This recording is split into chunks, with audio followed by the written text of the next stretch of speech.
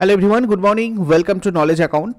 দেখো, তোমাদের সামনেই ফুড এসআইয়ের এক্সাম রয়েছে এবং তোমাদের অনেক দিন ধরেই কমেন্ট আসছে যে স্যার ফাইনাল কিছু রিভিশন ক্লাসের ব্যবস্থা করুন। তো তোমাদের আজকে এটা ফার্স্ট ক্লাস এবং তোমাদেরকে আমি বলি, তোমাদের শেষ মুহূর্তের প্রস্তুতি এই কদিন চলবে ডাব্লিউবি ফুড এসআই 2024-এর পরীক্ষার জন্য।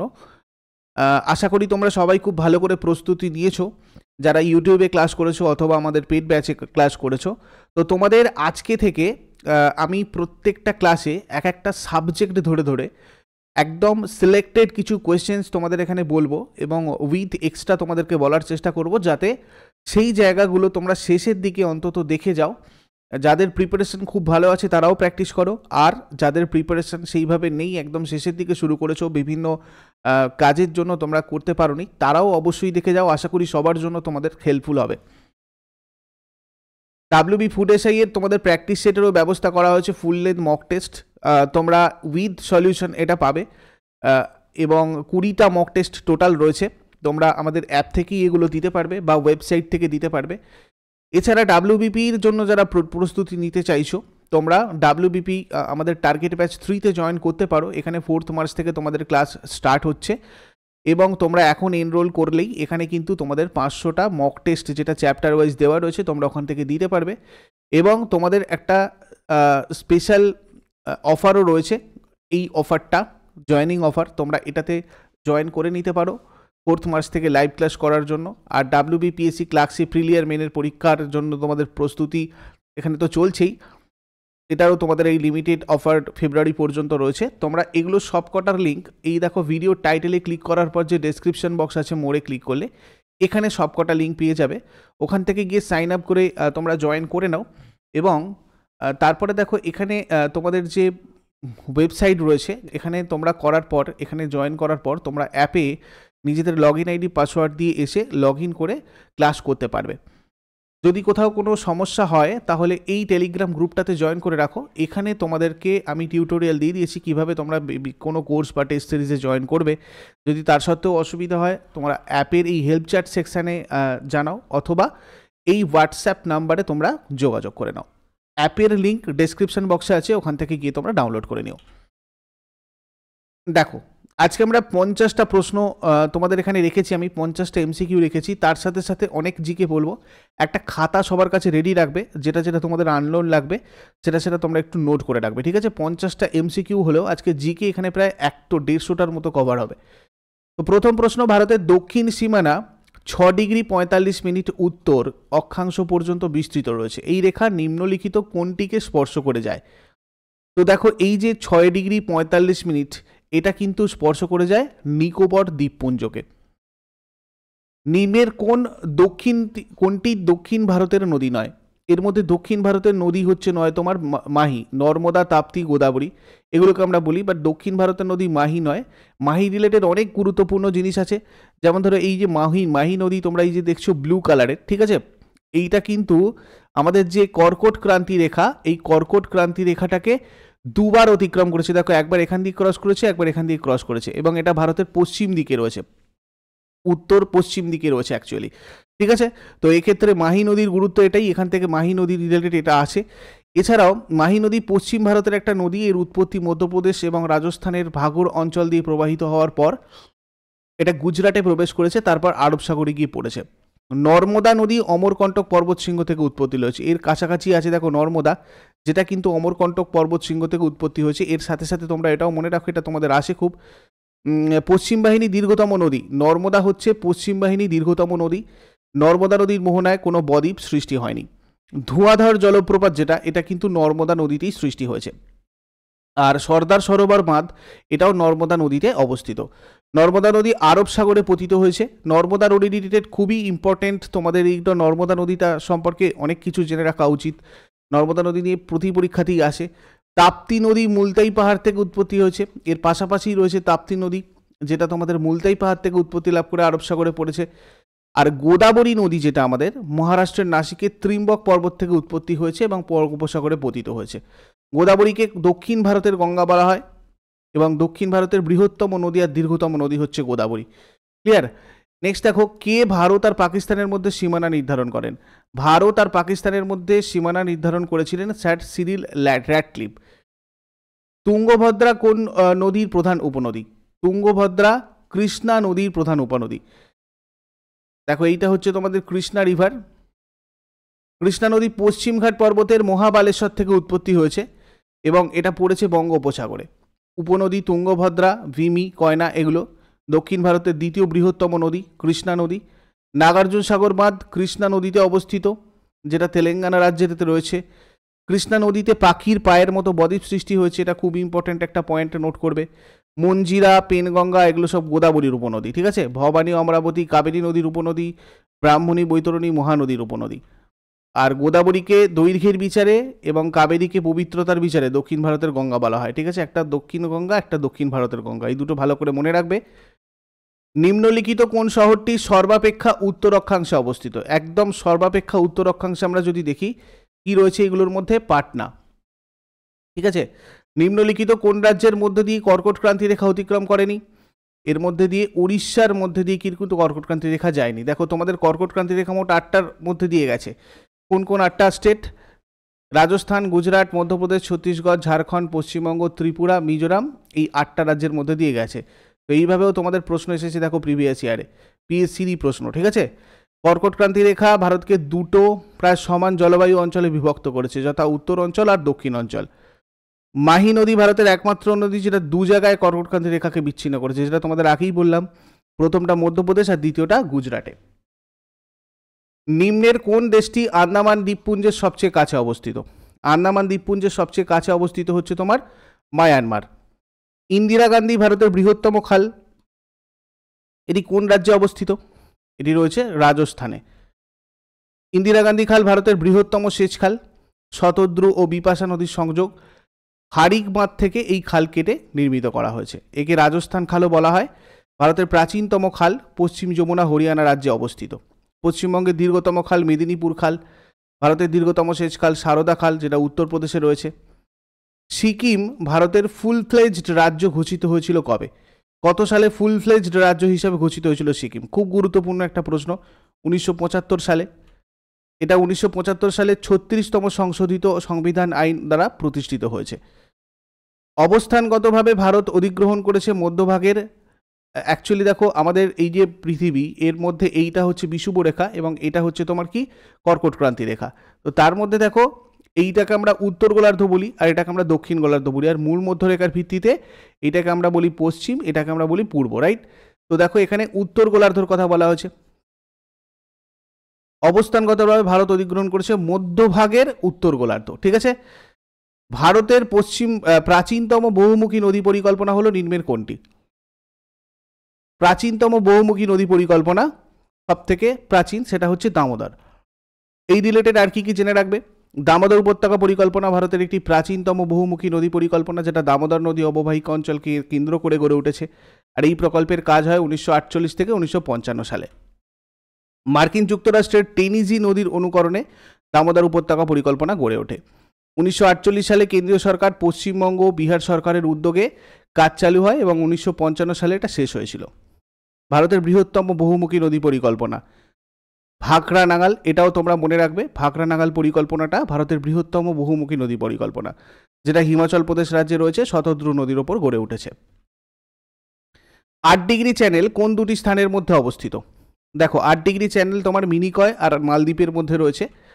তারপরে শিব সমুদ্র জলপ্রপাতটি কোন নদীতে অবস্থিত? শিব সমুদ্র জলপ্রপাত এটা রয়েছে কাবেরী নদীর উপরে।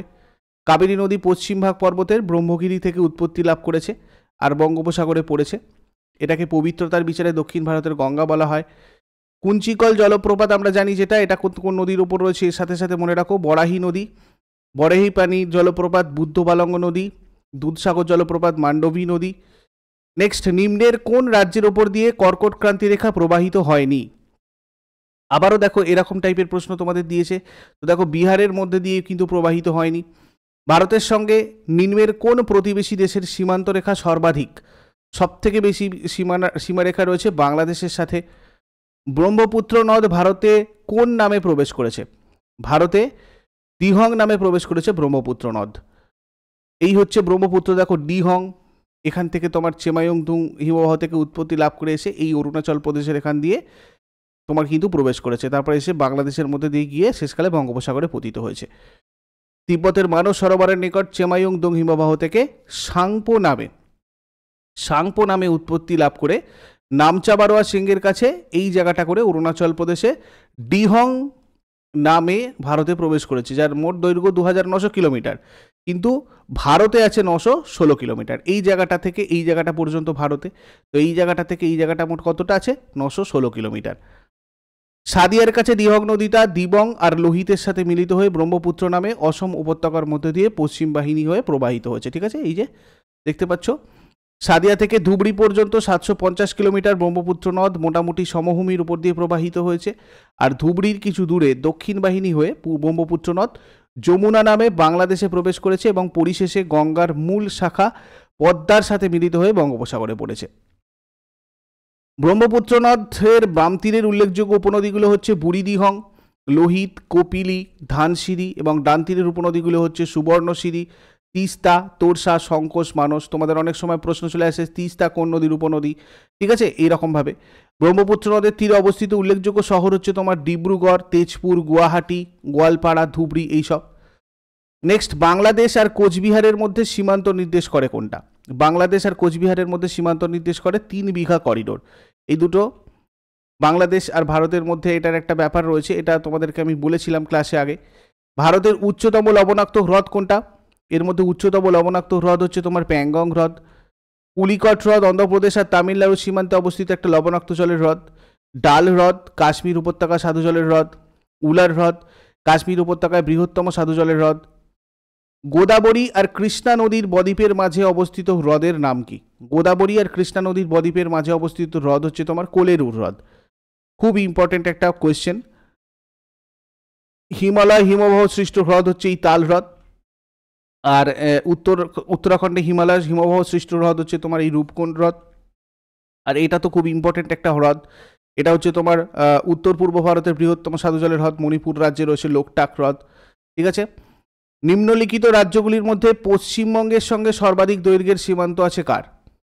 এর থেকে পশ্চিমবঙ্গের সব থেকে বেশি সীমান্ত রয়েছে তোমার ঝাড়খণ্ডের। দেখো, ঝাড়খণ্ডের সব থেকে বেশি সীমানা রয়েছে, কিন্তু সব থেকে বড় যদি রাজ্য বলি সেক্ষেত্রে উড়িষ্যা হবে। ঠিক আছে, কিন্তু সীমানা সব থেকে বেশি শেয়ার করেছে ঝাড়খণ্ডের সাথে।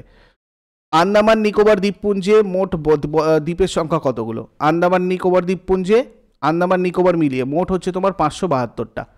ঠিক আছে, 10 ডিগ্রি চ্যানেল দ্বারা বিভক্ত আন্দামান আর নিকোবর দ্বীপপুঞ্জ। গ্রেট নিকোবরের দক্ষিণে ইন্দিরা পয়েন্ট ভারতের দক্ষিণতম বিন্দু। ভারতে আন্দামানের ব্যারেন একটা সক্রিয় বা জীবন্ত আগ্নেয়গিরি।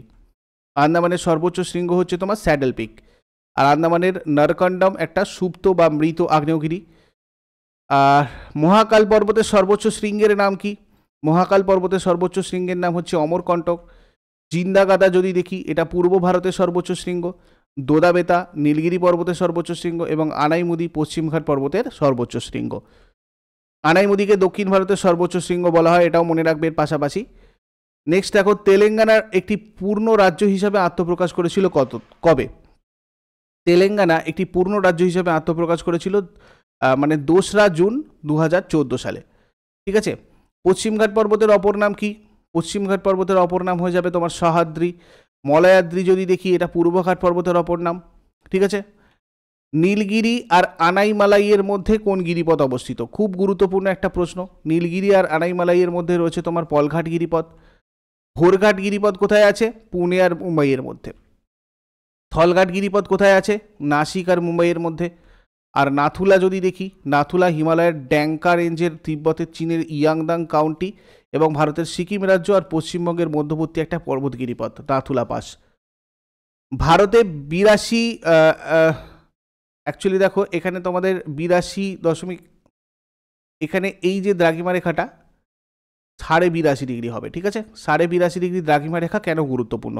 তো 82.5 ডিগ্রি দ্রাঘিমা রেখাটা গুরুত্বপূর্ণ হচ্ছে এটার দ্বারা ভারতের প্রমাণ সময় নির্ণয় করা হয়। ঠিক আছে, ভারতের খনিজ ভাণ্ডার বলা হয় কোন মালভূমিকে? ভারতের খনিজ ভাণ্ডার বলা হয় ছোটনাগপুর মালভূমিকে। ছোটনাগপুর মালভূমিকে ভারতের খনিজ ভাণ্ডার বলা হয় কারণ ভারতে উৎপাদিত বেশিরভাগ খনিজ এই মালভূমি অঞ্চলে উৎপাদিত হয়। Very very important. দেশের প্রায় 98% কয়লা এই মালভূমি থেকে উত্তোলন করা হয়। আর মালভূমি অঞ্চলের প্রধান কয়লা খনিগুলো ঝরিয়া, ঝাড়ানিগঞ্জ, তালচের, গিরিডি, ধানবাদ, এগুলো আমরা মনে রাখবো। এর পাশাপাশি নিম্নলিখিত কোন শহরটি সর্বাধিক পশ্চিম দ্রাঘিমায় অবস্থিত? সর্বাধিক পশ্চিম দ্রাঘিমায় অবস্থিত হচ্ছে তোমার জয়পুর, এখানকার চারটের মধ্যে। রাজস্থান সমভূমির ছোট লবণাক্ত জলের হ্রদগুলোকে কি বলে? রাজস্থান সমভূমির ছোট লবণাক্ত জলের হ্রদকে বলা হয় কি? প্লায়া। থায়া যদি দেখি, এটা পাঞ্জাবের সমভূমির উচ্চ পলিময় ঢিবিগুলোকে বলা হয়।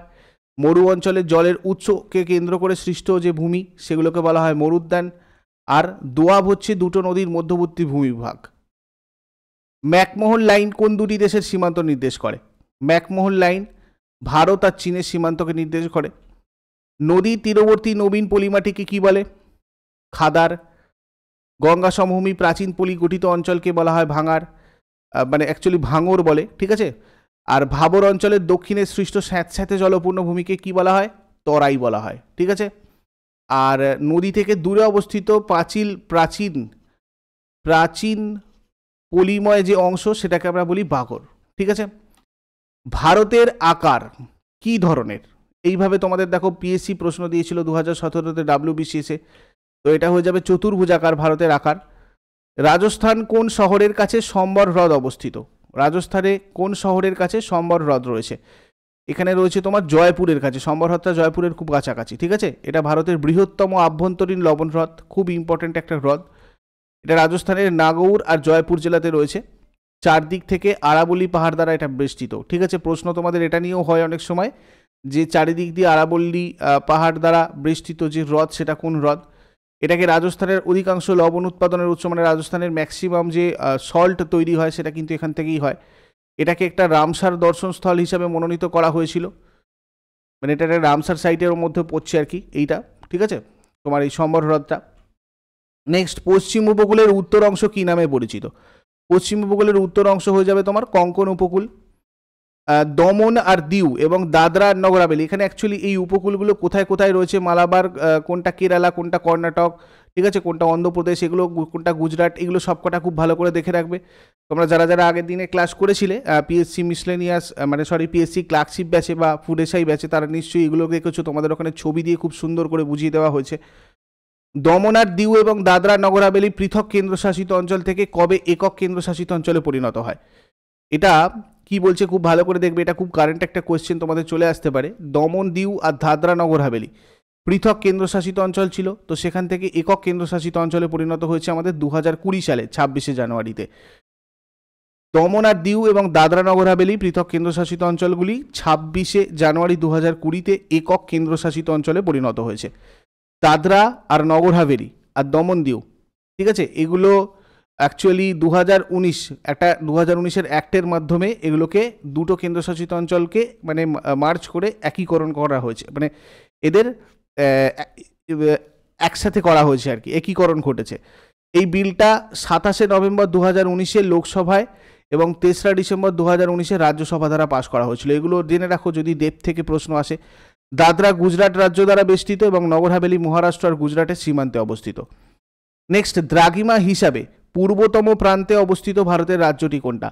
দ্রাঘিমা হিসাবে পূর্বতম প্রান্তে এইগুলোর মধ্যে আমরা যদি দেখি, একদম রয়েছে অরুণাচল প্রদেশ। অরুণাচল প্রদেশের কিবিথু হচ্ছে সব থেকে আমাদের পূর্বতম বিন্দু, ভারতের সব থেকে পূর্বতম বিন্দু হচ্ছে অরুণাচল প্রদেশের কিবিথুতে রয়েছে।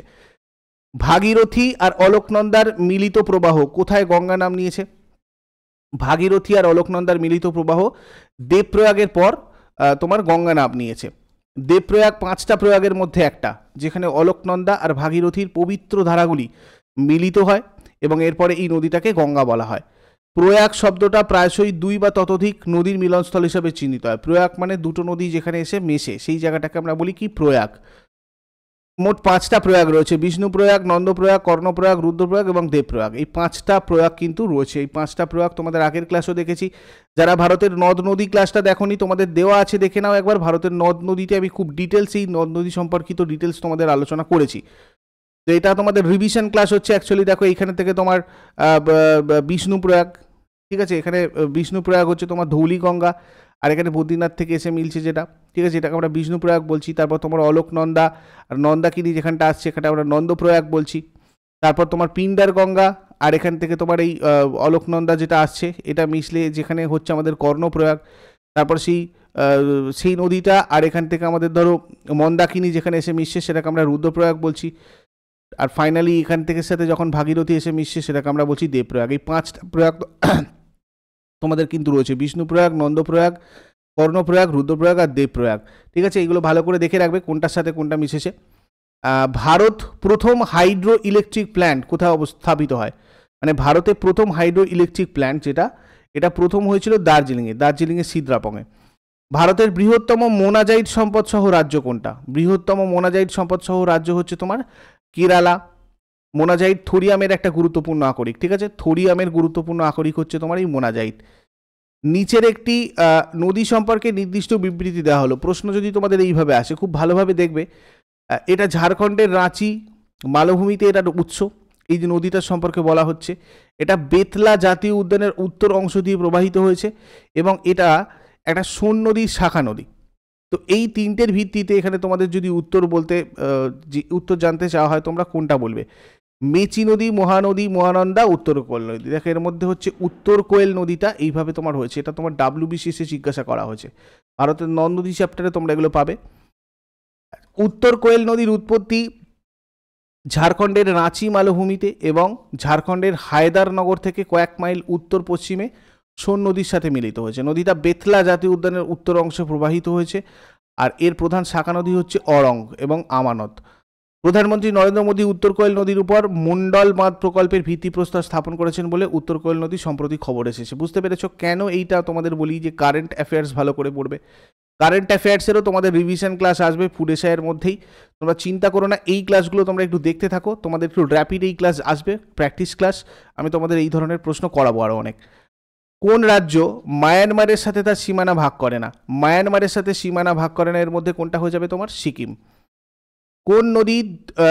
কোন দুই নদীর বদ্বীপের মধ্যে চিল্কা হ্রদ অঞ্চল অবস্থিত? দেখো চিল্কা হ্রদ অঞ্চল এইটা কোথায় রয়েছে? আমাদের মহানদী আর গোদাবরীর মধ্যে। চিল্কা হ্রদ অঞ্চল মহানদী আর গোদাবরীর বদ্বীপের মধ্যে রয়েছে। কেমন? এটা একটা লোনা জলের হ্রদ, মানে নোনা জলের হ্রদ, এবং ভারতের পূর্ব উপকূলে উড়িষ্যা রাজ্যের পুরী, খুর্দা, গঞ্জাম এইসব জেলাগুলোতে দয়া নদীর মুখে বঙ্গোপসাগরে প্রবাহিত।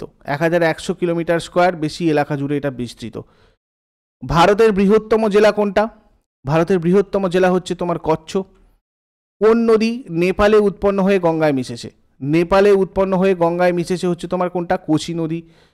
নদীটা নেপালের নেপাল তিব্বত সীমান্তের কাছে নেপালের হিমালয় পর্বত থেকে উৎপন্ন হয়েছে। আর কোশি নদী এটা হচ্ছে তোমার বিহারের কাটিহার জেলায় গঙ্গায় মিশেছে। কোশি বিহারের দুঃখ নামে পরিচিত, যেমন আমরা পশ্চিমবঙ্গের মানে দুঃখ বলে দামোদর নদীকে জানি বাংলার দুঃখ, সেরকম বিহারের দুঃখ আমরা কোশি নদীকে বলি। কোশি নদী তার 7টা উপনদীর কারণে সপ্তকোশি নামে পরিচিত। আর কোশি নদীর প্রধান উপনদী হচ্ছে তোমার তমর, অরুণ, শানকোশি, তামাকোশি, লিকুখোলা এগুলো। শ্রীশৈলম জলবিদ্যুৎ কেন্দ্র কোন নদীর উপর নির্মিত? শ্রীশৈলম জলবিদ্যুৎ কেন্দ্র হচ্ছে তোমার কৃষ্ণা নদীর উপর রয়েছে। কোন প্রবেশদ্বার দিয়ে শতদ্রু নদীটি ভারতে প্রবেশ করেছে? শতদ্রু নদীটি ভারতে প্রবেশ করেছে তোমার শিবকিলা গিরিপথ দিয়ে। ডুরান্ড লাইন কোন দুটি দেশের সীমান্ত নির্দেশ করেছে? ডুরান্ড লাইন হচ্ছে তোমার পাকিস্তান আর আফগানিস্তান। নিম্নের কোন শহরটি ভারতের দুটি রাজ্যের রাজধানী? ভারতের দুটি রাজ্যের রাজধানী হচ্ছে তোমার কোনটা? চণ্ডীগড়। ভারতের কোন দুটি শহরের মধ্যে প্রথম এসটিডি পরিষেবা চালু হয়? এসটিডি পরিষেবা চালু হয়েছিল কানপুর আর লখনৌয়ের মধ্যে। এটাও তোমরা দেখে রাখো, এসএসসির একটা কোয়েশ্চেন ছিল। আর হুইলার দ্বীপের নতুন নামকরণ কি হয়েছে? হুইলার দ্বীপের নতুন নামকরণ হচ্ছে আব্দুল কালাম দ্বীপ। ঠিক আছে, আমি তোমাদের এরকম আরও জিকের ক্লাস আনতে চলেছি খুব তাড়াতাড়ি। তোমরা যারা যারা নতুন রয়েছো আমাদের টেলিগ্রাম চ্যানেলটাকে একটু ফলো রাখো, এবং নতুন যারা রয়েছো তারা অবশ্যই সাবস্ক্রাইব করে রাখো। তোমাদের এই ফুড এসআই রিলেটেড যে ধরনের প্রশ্ন আসার কথা, আমি সেই ধরনের সিলেক্টেড কোয়েশ্চেন্স নিয়ে তোমাদের এই যে কটা দিন বাকি আছে, মানে 15-16 দিন, প্রতিদিনই তোমাদের কিছু না কিছু ক্লাস আমি দিতে থাকবো। তোমরা সেগুলো অবশ্যই সবাই করে যাবে, আশা করি পরীক্ষার আগে অনেক হেল্পফুল হবে। Thank you so much. Next ক্লাসে আবার সবার সাথে কথা হচ্ছে আজকে 7টার সময়। তোমরা সবাই লাইভ ক্লাসে এসো, ওখানে আরও সবার সাথে কথা হবে, আরও অনেক কিছু জিকে নিয়ে তোমাদের সাথে আলোচনা করব।